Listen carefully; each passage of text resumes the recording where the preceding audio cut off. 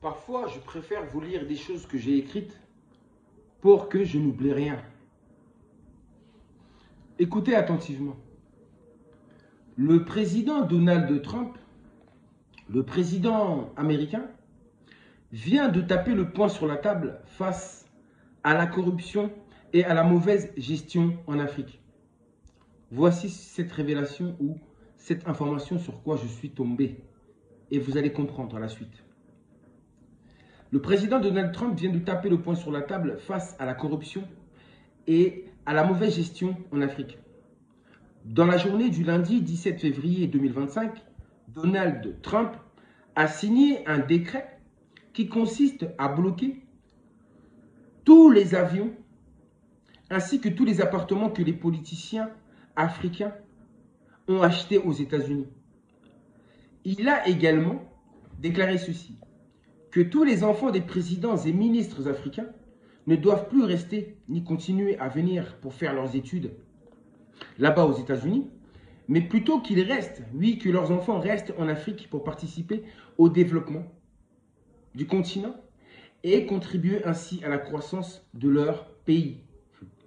Cette décision est un coup dur pour les présidents et ministres africains corrompus qui ne veulent rien faire pour le développement de leur peuple. Ces derniers profitent des richesses de leur pays pour s'acheter des appartements de luxe, pour ouvrir des comptes en banque en France, aux États-Unis, au Canada, etc. Pendant que le peuple continue, pendant que le reste de la population continue de souffrir. Vous voyez ça? Pendant que les enfants de la population, les enfants du peuple, étudient dans des universités, dans un état complètement délabré, au lieu de construire eux-mêmes des universités pour leur propre pays. Au lieu de construire des universités pour leur propre pays, ils préfèrent envoyer leurs enfants étudier dans les universités des pays étrangers. Vous voyez un peu? Bref. Ensuite, et bien sûr tout cela avec la complicité des dirigeants occidentaux. Ces mêmes dirigeants occidentaux qui les ont placés là où ils sont, à cette place. C'est-à-dire que quand on leur donne de l'argent pour le peuple, ils prennent cet argent-là pour eux et leur famille. Et ils ne font absolument rien du tout pour le peuple. Il y a une part de complicité là-dedans, de la part des gouvernants occidentaux, bien sûr. Mais nos dirigeants aussi sont coupables. Ils sont égoïstes et si peu courageux. Ensuite, les présidents et ministres africains sont également les seuls qui quittent leur pays pour se soigner à l'étranger, en France, aux États-Unis, au Canada, en Amérique ou en Europe. Peu importe. Et au même moment où leur population, c'est-à-dire leur peuple, se soigne dans des lieux, des hôpitaux complètement délabrés.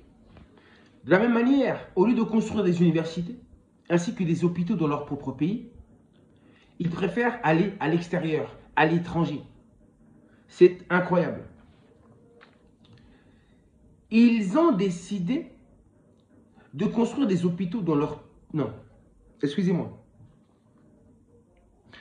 C'est-à-dire que, au lieu de construire des hôpitaux dans leur propre pays, ils ne le font pas. Et au moindre malaise, ils prennent leurs avions pour aller se soigner en Occident. Cette décision de Donald Trump va désormais contraindre les dirigeants et gouvernants africains à prendre réellement soin de leur peuple. Ou sinon, s'ils ne le font pas, si ce n'est pas le cas, ils n'auront qu'à démissionner. Ils n'ont qu'à démissionner. De toute façon, il n'y a plus rien à gratter pour eux. Comme je l'avais dit lors de la vidéo précédente ou des vidéos précédentes, je l'avais dit, lors de l'une des vidéos précédentes, que Trump avait suspendu l'aide aux pays du tiers-monde, et notamment l'Afrique, pendant une durée de 3 mois. C'est-à-dire que ces dirigeants corrompus n'auront pas de quoi se mettre dans les poches.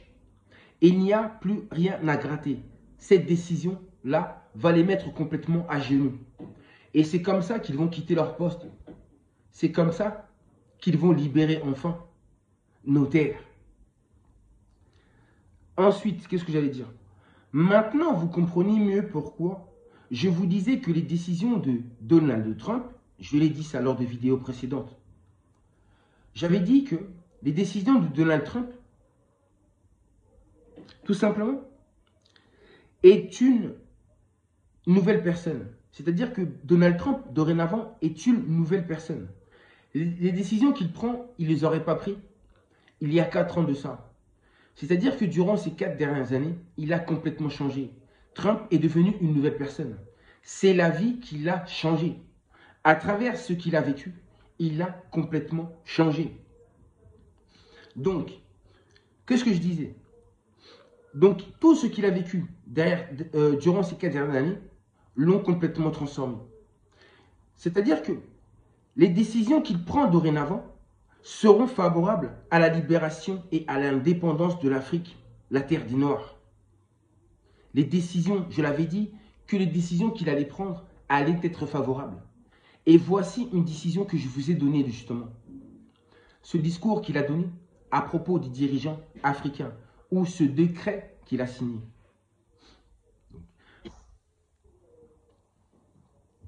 Donc, le nouvel Eldorado,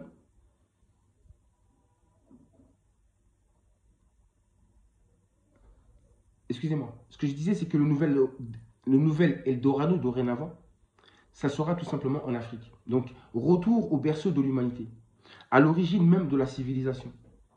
Trump, le miraculé, est un instrument, tout comme Macron, Poutine, dont la vie se sert pour rétablir l'ordre.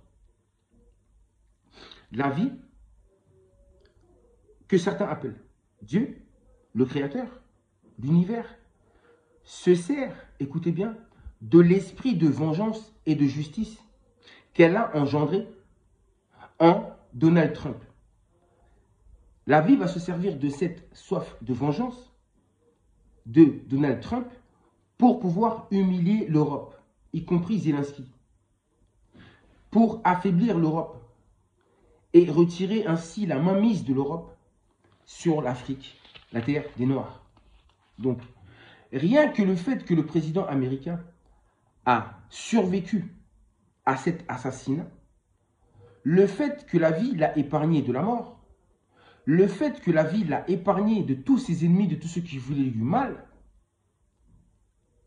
il est redevable à la vie et à l'Afrique noire. En ce moment, il est en train de se venger. Il est en train de dégager tout le monde là-bas au gouvernement américain. Il est en train de se venger. Il est en train de se venger envers l'Europe, contre Zelensky. Il est en train de se venger. Et c'est l'opportunité que le peuple noir attendait. La porte est grande ouverte.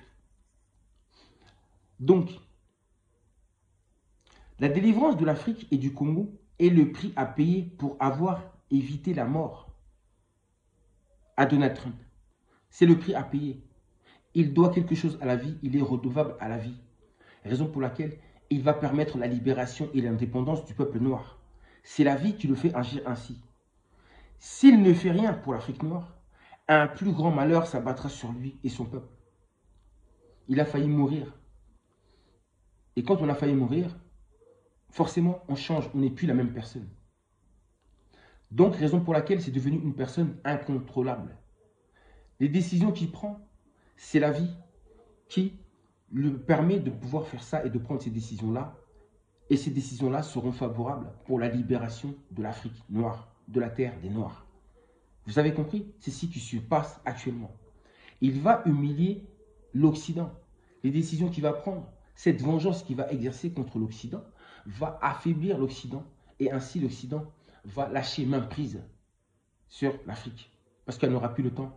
Elle va se préoccuper de nombreux problèmes qu'elle aura. Elle va libérer l'Afrique forcément. C'est tout ce que je voulais dire pour aujourd'hui. Je vous dis à très bientôt. Prenez soin de vous. À très bientôt si la vie le permet. C'est la vie qui contient de tout.